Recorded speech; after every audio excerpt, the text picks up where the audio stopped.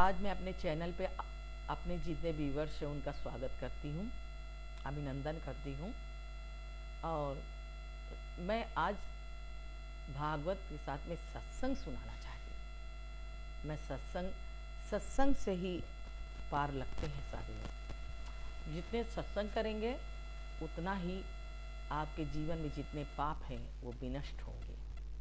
सत्य का जब संग होगा तभी मुक्ति मिलेगी। मैं शुरू करना चाहती हूँ। जब घर से निकलो तो ठाकुर जी की वंदना करके ही निकलो। हे प्रभु, मैं जा रहा हूँ, कहीं भी जा रहा हूँ या किसी मंदिर में जा रहा हूँ, कहीं जा रहा हूँ। अगर ईश्वर से प्रेम चाहते हैं और प्रेम ही देते हैं, ईश्वर यह मानते हैं कि यह मेरा है, मुझे भीख मांगता है और मुझसे ही ये भीख मांगता है। वंदना करने से ईश्वर के संबंध होता है। वंदना करने से क्या होता है? संबंध होता है। जैसे कहते हे प्रभु, हम आपसे विनती करते हैं कि मेरा कल्याण करो। तो कल्याण कब करेंगी? जब तुम उनसे कहोगी, उनसे संबंध स्थापित करोगी, तभी होगा। इस जीवन का स्वभाव ऐसा है कि वह वंदना नहीं करता। मानव का स्वभाव ऐसा है, वो वंदना नहीं करता। अच्छा चाहता है लेकिन वंदना नहीं करता। घर में प्रवेश करते ही पत्नी घर में ना हो तो अपने बालक से ही पूछता है, तेरी माता कहाँ गई? परंतु उसको क्या आवश्यकता है, बताइए। अरे पूछना चाहिए कि प्रभु कहाँ है, तुम्हारी माँ ने पूजा किया कि नहीं किया। तो ये नहीं पूछते, सिर्फ पत्नी को ही पूछते हैं। माने तो वहाँ बाहर गई तो तू बैठकर राम राम कर, बाहर से आओ तो उस समय भी ईश्वर की वंदना करो। बाहर से भी आओ तो क्या करो?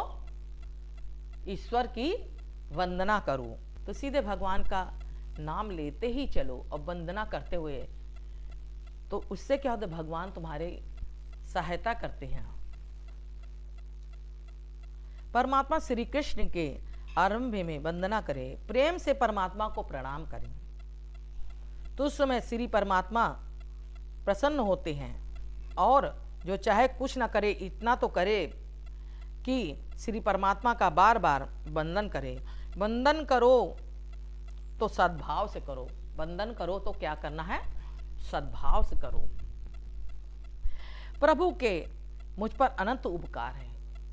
क्या है? प्रभु का जो उपकार है मेरे ऊपर बहुत है, क्योंकि 2 आंख, 2 हाथ, 2 पैर सारी दीदी। जानवरों को कहाँ दिया है जो समझ, लेकिन हमको तो दिया है ना। तो हमें प्रभु का क्या करना चाहिए? वंदन करना चाहिए। श्री परमात्मा ने हम पर कितने उपकार किए हैं। बोलने और खाने को जीभ दी है, देखने के लिए आंख दी है, सुनने के लिए कान दिए हैं, बोलने और खाने को जीभ दी है, देखने के लिए बताइए कितनी आंखें दे दिया है। लोग जो अंधे उनसे पूछो, क्योंकि उन्होंने वंदना नहीं किया है, इसीलिए लगता है उसका ही कष्ट है। तो हम चाहते हैं कि आप लोग भी वही वंदना करें प्रभु से कि सब कुछ बना रहे। विचार करने के लिए मन दिया है, विचार करने के लिए अच्छा सोचो, अच्छा विचार रखो। बुद्धि और विचार शक्ति भी परमात्मा ने ही दी है। ईश्वर और उपकारों को याद करो। ईश्वर और ईश्वर के किए गए उपकार को याद करो। बुद्धि और विचार शक्ति भी परमात्मा ही है। विचार करने के लिए मन दिया है ना। ईश्वर उपकारों को याद करो, याद रखो, कहो कि हे भगवान, मैं आपका ऋणी हूँ, आपका ऋणी हूँ। ईश्वर के उपकारों को कभी भूलो नहीं। ऐसा उत्तम भाव से वंदना करो। कहा है कि मेरे परमात्मा, तुम मुझ पर कृपा की है तो तेरी कृपा से मैं सुखी हूँ।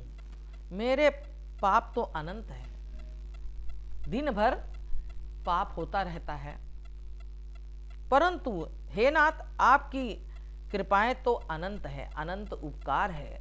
जो आज मैं चल रही हूँ, फिर रही हूँ, खा रही हूँ, पी रही हूँ, देख रही हूँ, सुन रही हूँ, सब कुछ ये प्रभु का दिया हुआ है। तो प्रभु का वंदन करना चाहिए सुबह से शाम तक। विचार करो श्री परमात्मा के वंदना उत्तम भाव पूर्वक करें तो अवश्य सफलता मिलेगी। विचार करो, प्रभु मुझे जो कुछ दिया है क्या उसका मैं उसके योग्य हूं? नाथ, मैं तो योग्य नहीं हूं, मैं तो पापी हूं, फिर भी ठाकुर जी ने मुझे जगत में मेरी उत्पत्ति और प्रतिष्ठा दी है। जीव योग्य नहीं, फिर भी जीव को प्रभु ने अधिक दे रखा है। नाथ, आपके उपकार अनंत है। नाथ, मैं बदला नहीं चुका सकूंगा। मैं तो प्रभु आपको केवल वंदना ही करता हूं। वंदन करने से अभिमान का बोझ कम होता है। तो इसलिए भगवान का उपकार मानो और उनकी वंदना करते ही रहो। ठाकुर जी ने बिल्कुल वजन नहीं है, कारण उनमें कोई अभिमान नहीं है। भगवान को कोई अभिमान नहीं। श्री कृष्ण तो बोडाड़ा की पत्नी की नाक की नस से ही तुल गए थे। श्री भगवान आरंभ से ही वंदना किया गया है, वंदना समाप्ति भी की गई। बोलो वृंदावन बिहारी लाल की जय। कहते हैं जब वंदना करोगे, नमामि हरि परम, अकेले श्री कृष्ण की वंदना नहीं की, अपितु श्री कृष्ण राधा कृष्णाय वयम नमा। श्री जी का अर्थ है राधा जी। श्री जी का अर्थ है राधा जी। श्री राधा के साथ विराजमान श्री ठाकुर जी की मैं वंदना करता हूँ। परमात्मा की वंदना कर लेने के बाद श्रीमद् भागवत के वक्ता श्री सुखदेव जी की वंदना की गई है। आप जब भगवान की, ठाकुर जी की, राधा जी की करके तो व्यास जी की करना चाहिए। वंदना करके तुम्हारी क्रिया शक्ति और बुद्धि शक्ति अर्पण करने के पश्चात कुछ अघटित कार्य या विचार न किया जाए। पढ़ने और विचारने की अपेक्षा जीवन में आचरण अधिक श्रेष्ठ है। वेदों का अंत, पुराणों का पार नहीं। मनुष्य जीवन भर लघु और भार, शास्त्र का कोई पार नहीं, परंतु एक को अर्थ ईश्वर है। जानोगे तो सब कुछ जान जाओगे। कलयुग के मनुष्य कब समझ भी थी भगवान को प्राप्त कर सकता है, कम समय में प्राप्त कर सकता है। पहले लोग हजारों साल तक तपस्या करते रहते थे। कितने साल तक? हजारों साल तक तपस्या करते थे तो कहीं भगवान मिलते थे। और आज राम नाम करने से ही तपस्या पूरी हो। ये भी भागवत में बताया है। सूत जी कहते हैं 7 दिनों में जब राजा परीक्षित सदगति प्राप्त की थी, यह मैंने अपनी आंखों से देखा है। क्या कहते सूत जी कि राजा परीक्षित जो 7 दिनों में ही सदगति प्राप्त करी थी, मैंने आंखों से देखा है। परीक्षित का उद्धार हुआ, फिर हम सब उद्धार क्यों नहीं होता? हमारा सबका उद्धार क्यों नहीं होता? इसलिए नहीं होता है कि हम लोग दृढ़ संकल्प नहीं है, हम लोग सोचते ही नहीं है, हम लोग वंदना नहीं करते हैं, हम लोग हमें परीक्षित जैसे श्रोता होना चाहिए, वक्ता जैसे सुखदेव जी जैसा बनेंगे तो उद्धार हो जाए। हम सब परीक्षित हैं। हम क्या हैं? हम लोग सब परीक्षित हैं। यह जीव गर्भ में आया जिसने मेरी रक्षा की, वह चतुर्भुज रूप वाला पुरुष कहाँ है? कहाँ है? ऐसा कहते ईश्वर को खोज में निकला। यह जीव परीक्षित है। परीक्षित अर्थात श्री भगवान के दर्शन करने के लिए आतुर हुए जीव।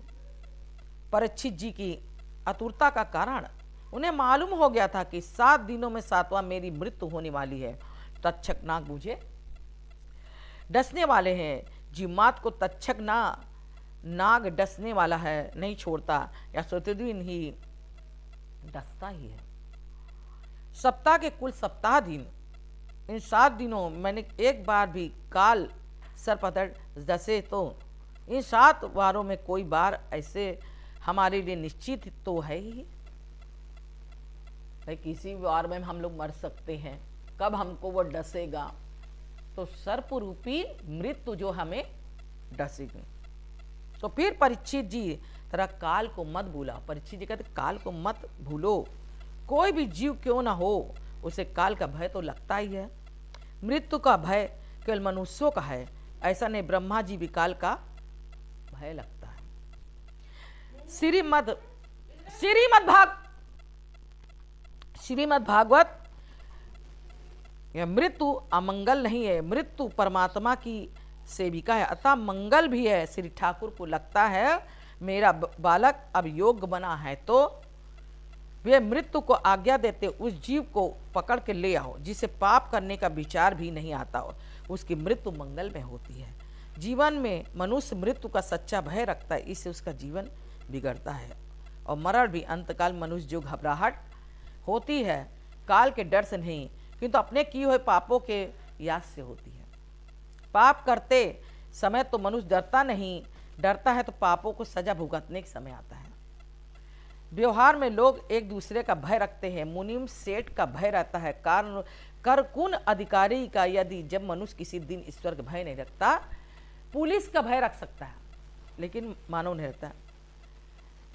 भागवत कहता है निर्भय बनाता है। हम कहते हैं कि भागवत का आचरण करो जिससे तुम्हारा भय दूर हो। तो श्री कृष्ण गोविंद हरे मुरारे, हे नाथ नारायण वासुदेवा। श्री कृष्ण गोविंद हरे मुरारी, हे नाथ नारायण वासुदेवा। या